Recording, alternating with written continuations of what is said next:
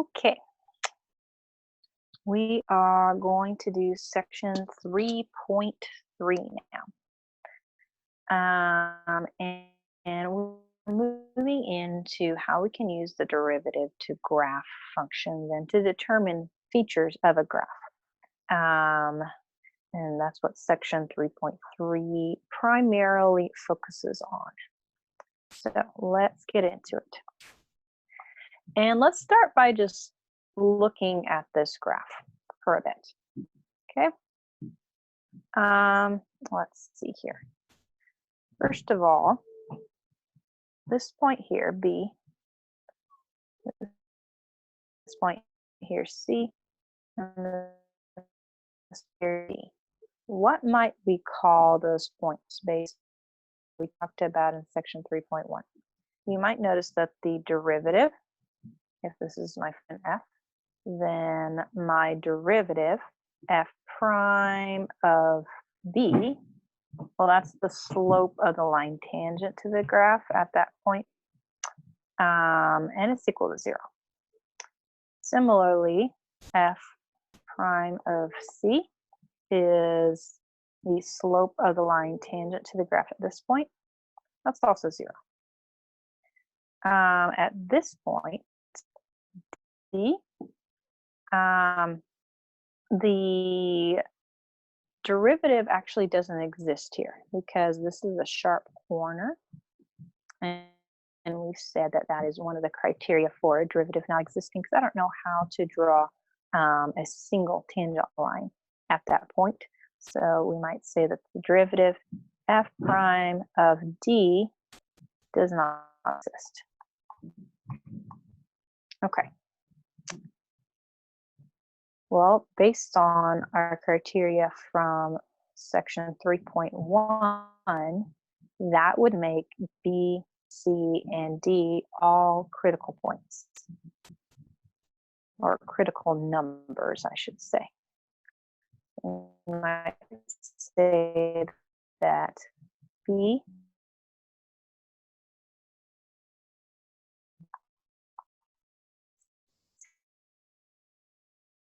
C, and D numbers.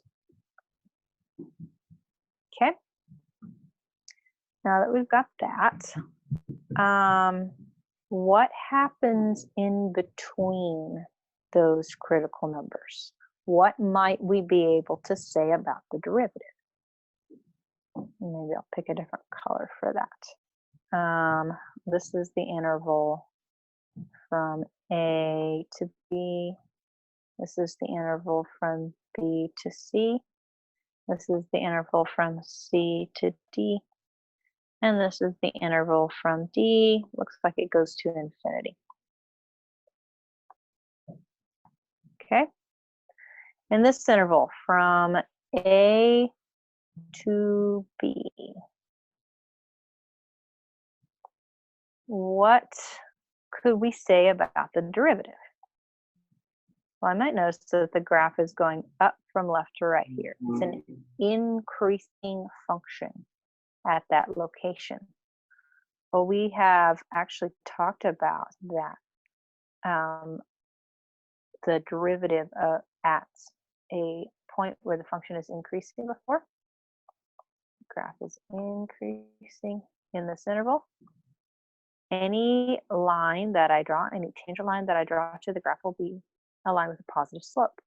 So that means the derivative f prime of x for any x value in this interval will be positive.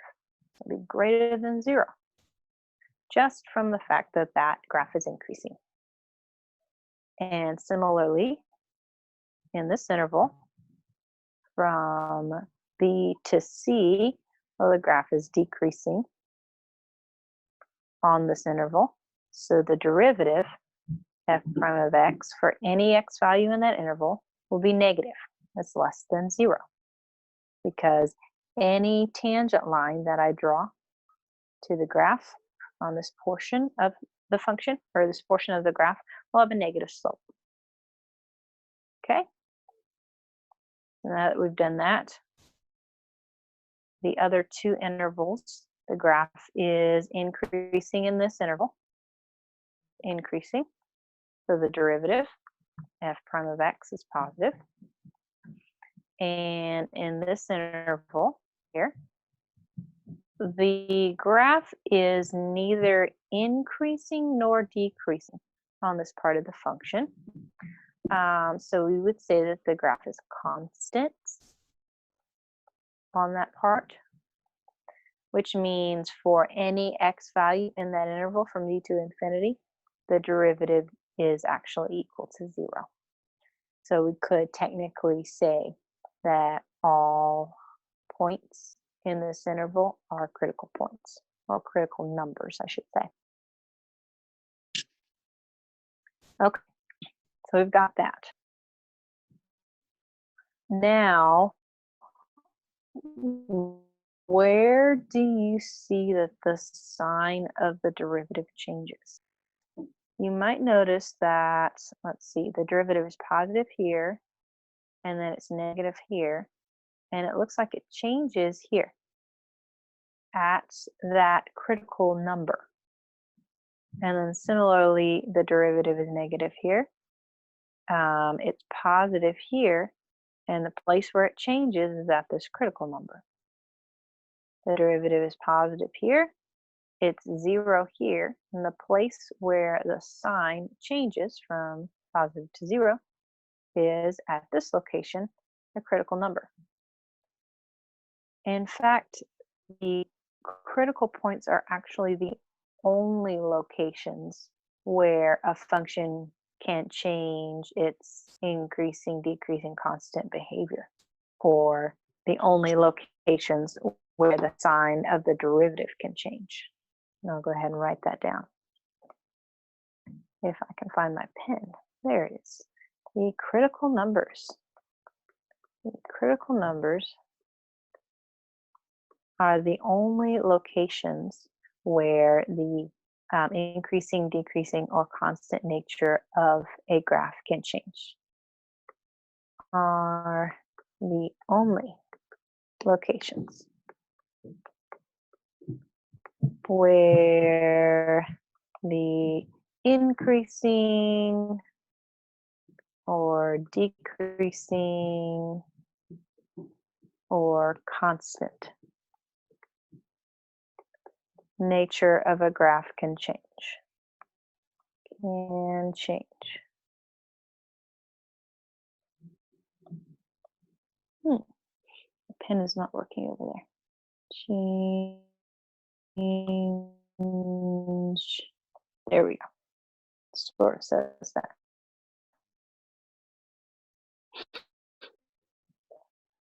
So that's a nice fact. The interval, a graph was increasing, decreasing, or constant, but you're typically given a graph. Now we can kind of note these features, use our knowledge of the derivative and the critical points to be able to state those intervals without graphing. So if I'm given a function, I can find this information, and then that information can actually help me to graph. This knowledge about the derivatives that we've talked about before is called the increasing, decreasing test for intervals.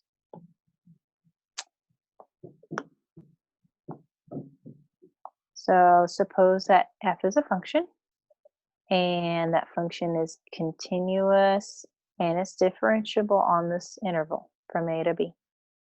Then if the derivative f prime is positive for every point on that interval, then the function f is increasing on that interval. And one important thing to note here is derivative is positive, function is increasing. There's a difference in these two quantities, or these two expressions, I should say. And then similarly, if the derivative f prime is less than 0 or is negative for all points on this interval a to b, then that function f is decreasing on ab. Okay? And again, that's stuff we've talked about before. We're just bringing it back into the picture now to use it to graph.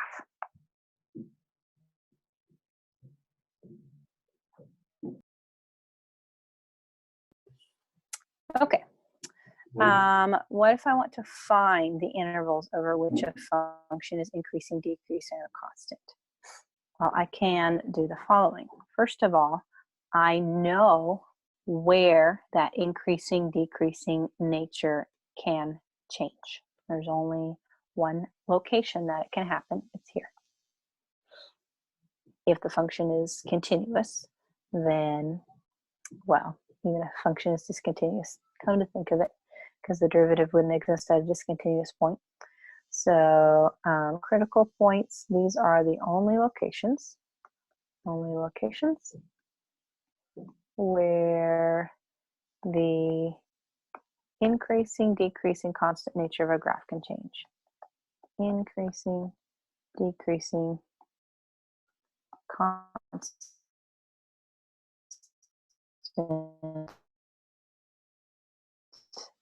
nature. So if I found all those critical points, I can use them to split up the x-axis into intervals. And I know that the increasing, decreasing nature for each interval is not going to change within the interval. It can only change here. So I can split the x-axis up using the critical points, and then I can test values in each of those intervals to see if the derivative is positive or negative in those intervals. We've done stuff like that before with velocity functions. We're going to do that now in the graphing context. All right. Let's see here. Let's talk about a test. Do I want to talk about a test?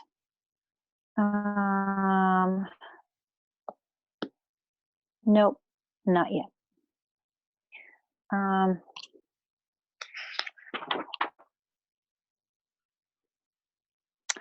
Let's do this.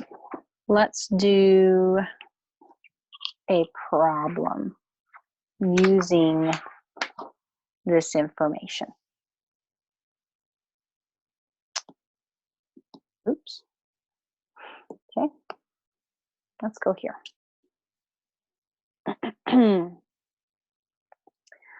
Let's do this example.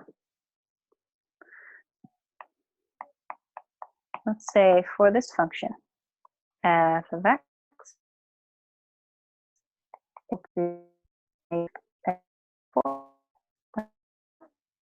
plus x cubed minus x. Let's find the intervals over which this function is increasing, decreasing, or constant. State intervals. Ooh. State intervals over which the function f is increasing or it's decreasing, or constant. First thing I want to do is find the critical points. Find critical numbers.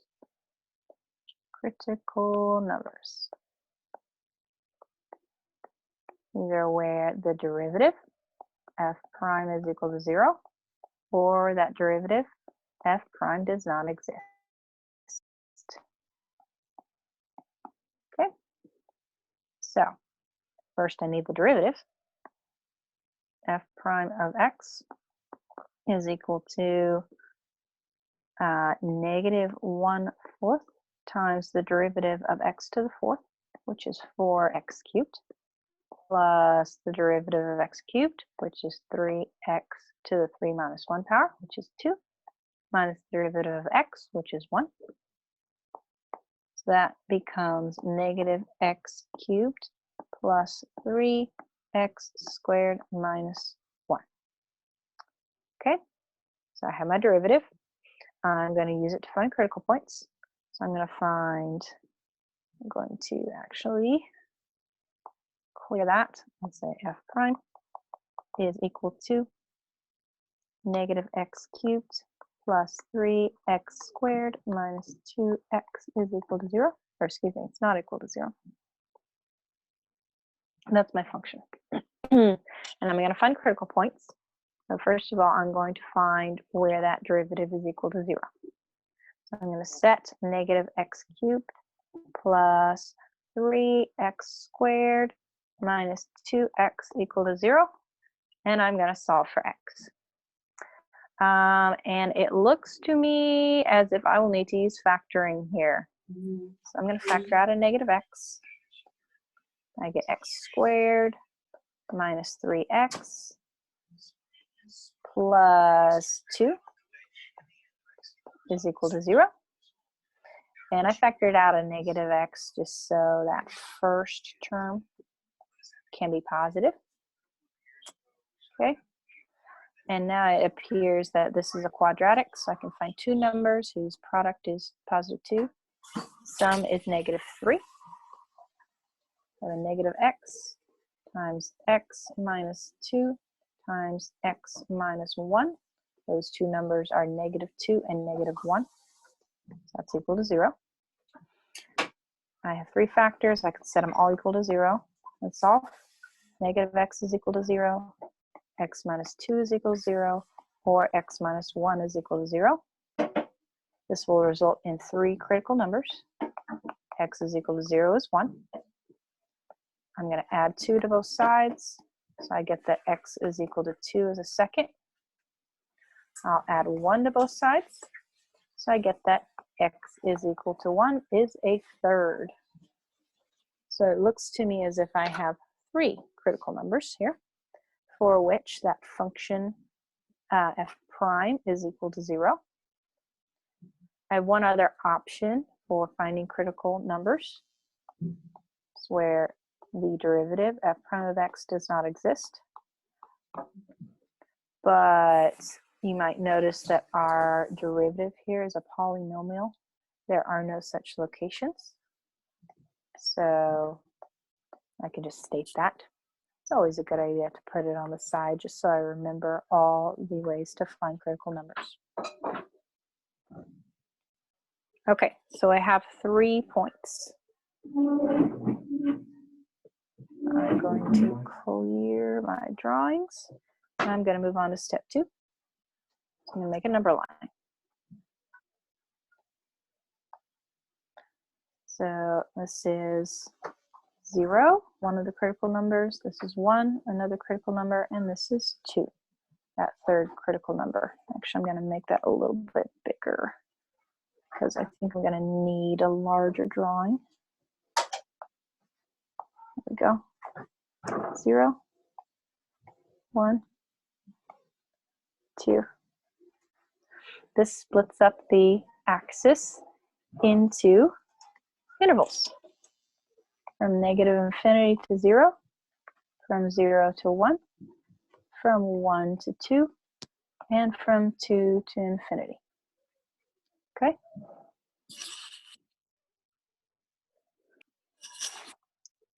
Okay, so now that I've done that, I have to pick test points in all of those intervals, and I'm going to put them into my derivative. So I'm going to test the following. Let's maybe test negative 1 in that interval. That seems like a convenient point. 0.5, I can't use 0 or 1. Neither of those are in this interval here. So I'm going to use 1/2. I'll use maybe 1.5 in this interval. And then I'm just going to pick the unit value here. I'm going to use 3. Previously, we tested these in, or we put these in the original function. But because I want to find something out about the increasing, decreasing nature of these functions, the derivative is my go-to. So at x equals 1, or negative 1, excuse me, f prime, the derivative of negative 1 is equal to, I'm going to use the factored form of this because I think it'll be easier here. Negative 1 times negative 1 minus 2 times negative 1 minus 1 is equal to, put that in my calculator, and I get 6, which is greater than 0. If you don't want to do that calculation because this is in factored form, you might make a little observation here. This is negative, this is negative, this is negative, this is negative. If I multiply four negatives together, I get a positive. That's all that I really care about here. Is that derivative positive or is that derivative negative? You can go ahead and calculate it if you want to. We did get a positive number here, but if you don't want to actually go through the calculation, you can do something like this. Okay, so let's see. I'm gonna erase this part.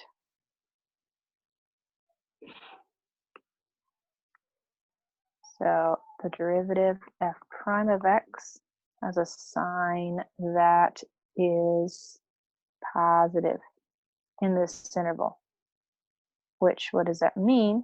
It means that the graph is going up from left to right. It's increasing in that interval. Now let's test the others.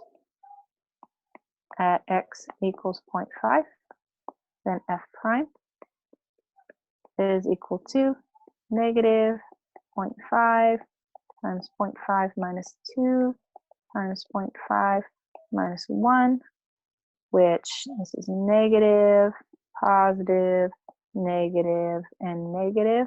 So that'll give me a derivative that is negative. Or if you calculate it, put this in your calculator, you're going to get negative 0.375. Either way, we get a negative number. So I will put that on my graph. Derivative is negative here, which means the graph is going down from left to right. We'll do the same with the other critical numbers. So at x equals 1.5, the derivative f prime is equal to negative 1.5 times 1.5 minus 2 times 1.5 minus 1, which is equal to 0.375, which is positive. So this is positive. So the graph is going up from left to right in that interval. And then at x equals 3, our final test value, f prime of x is equal to negative 3 times 3 minus 2 times 3 minus 1. I have a negative, positive, positive, positive. That'll give me a negative number if I multiply all those together.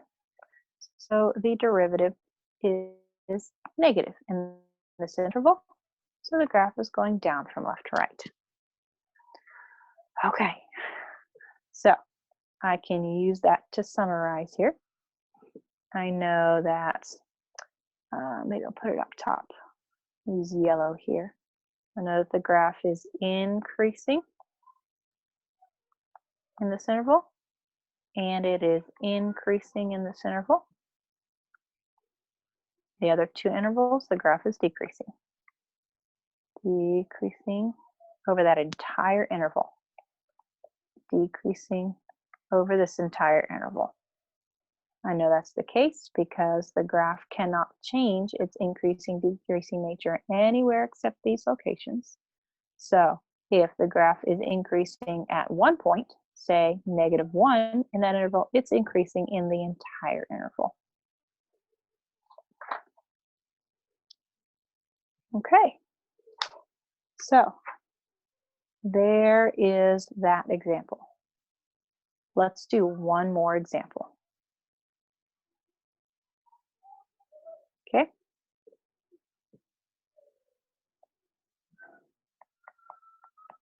Let's consider the function f of x is equal to the sine of x minus the cosine of x.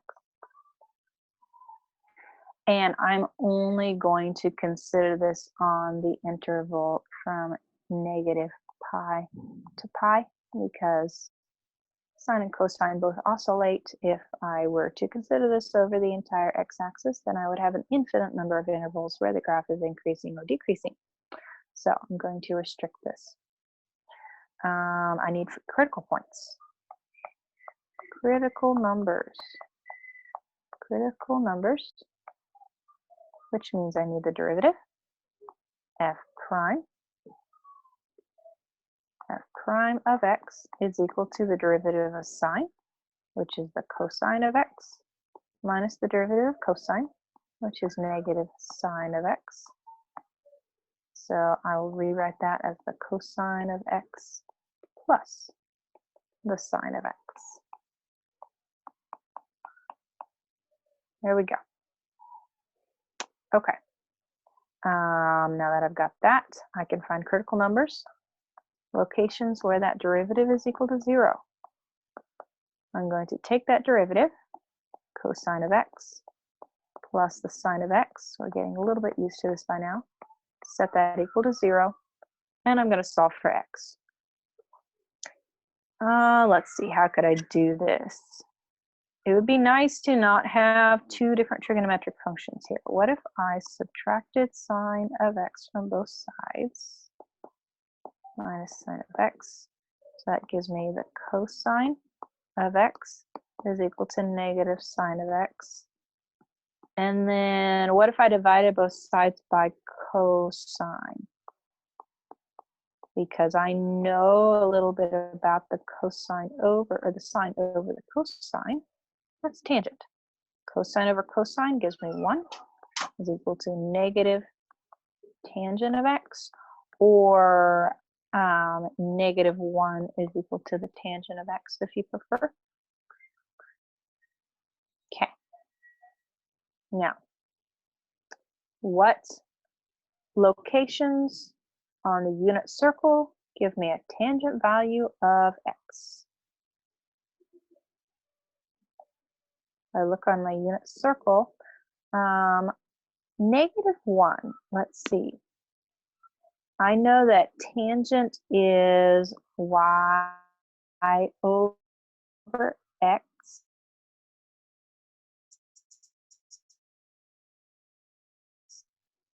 Tangent value at that point. So I'm looking for points on the unit circle where my y value and my x value are the same except for the sign. One must be positive and one must be negative. So that occurs, where does that occur? That occurs here at, this is 3 pi over 4, right? Because on my unit circle, that's a point negative square root of 2 over 2 square root of 2 over 2. If I divide y by x, I get negative 1. And that occurs here. Okay. Let's see. On my unit circle, this will be the point square root of 2 over 2 negative square root of 2 over 2. This is 7 pi over 4. Actually, let me write it in a different location. 7 pi over 4. But you might notice that this is not in this interval. But I do have negative angles in this interval. So another way that I could write this is I could rotate counterclockwise to negative pi over 4, and I come to that same location. This angle is most certainly in this interval. Okay, so I have two critical points. X equals 3 pi over 4 and x equals negative pi over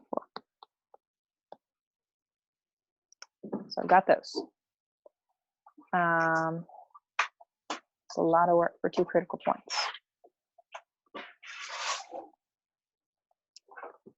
I should probably note the other way that the derivative, or that we can find critical points, is where the derivative does not exist. But since f prime of x is equal to the cosine of x plus sine of x, and because both of those terms exist for all x, I'll note that these exist for all x, all angles.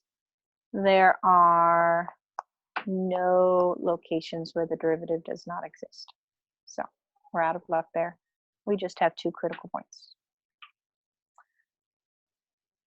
So now I need to test them. Let's draw a number line. And I'm actually going to clear my drawings so that I have a little more room here. I know that I'm only considering from negative pi to pi, so that'll limit my choices a little bit. This is negative pi over 4. This is 3 pi over 4. So I have 3 intervals. Negative pi to negative pi over 4. Negative pi over 4 to 3 pi over 4. And 3 pi over 4 to pi. I don't have to consider anything outside of that because I'm only told to consider from negative pi to pi. Now that I've got those, I'm going to choose test values. And I'm going to try to choose easy test values. In this interval from negative pi to pi over 4, maybe I will choose negative pi over 2. That's a convenient test value. The next interval, 0, is in that interval. So I'm going to choose 0. And then, gosh, that next interval, look at my unit circle, 5 pi over 6 is in that interval. It's an angle on the unit circle in that interval. So you could choose others, but that seems like the best one to me because it's on the unit circle. Let's test those. So at x equals negative pi over 2, I'm going to put that into the derivative to test the sign. F prime of negative pi over 2 is equal to the cosine of negative pi over 2 plus the sine of negative pi over 2, which is equal to cosine of negative pi over 2 is 0. Sine of negative pi over 2 is negative 1. So that gives me a negative number. Again, all I care about is the sign. So the derivative, f prime, is negative in this interval. So the graph is going down from left to right. Let's test the next one. At x equals 0, f prime of 0 is equal to the cosine of 0 plus the sine of 0, which is equal to the cosine of 0 is 1, sine of 0 is 0, so that gives me 1, which is positive. So in this interval, the derivative is positive, so the graph's going up from left to right. Okay, finally, let's test at x equals pi over 2. I'm going to find f prime of pi over 2, which is equal to the cosine of pi over 2 plus the sine of pi over 2. Cosine of pi over 2 is, no, not pi over 2. What am I doing? That was not our test value in those intervals. In that interval, it's 5 pi over 6. And sine of 5 pi over 6. Cosine of 5 pi over 6, what is that? That's negative square root of 3 over 2. Plus the sine of 5 pi over 6 is 1/2. If I put those in my calculator, I'm going to get about negative 0.4. And again, all I care about is this little negative sign here. Okay? So I'm going to put that on my graph. Derivative is negative here. So the graph's going down from left to right. And that's it. We have tested in each of our intervals. So I can state the intervals for which the graph is increasing and decreasing. The graph I know is decreasing in this interval, decreasing from negative pi to negative pi over 4. The graph is increasing in this interval from negative pi over 4 to 3 pi over 4. And the graph is decreasing in this interval from 3 pi over 4 to pi. Here. Okay. I think that's probably a long enough video. So I think I'm going to end that and we'll start on another one.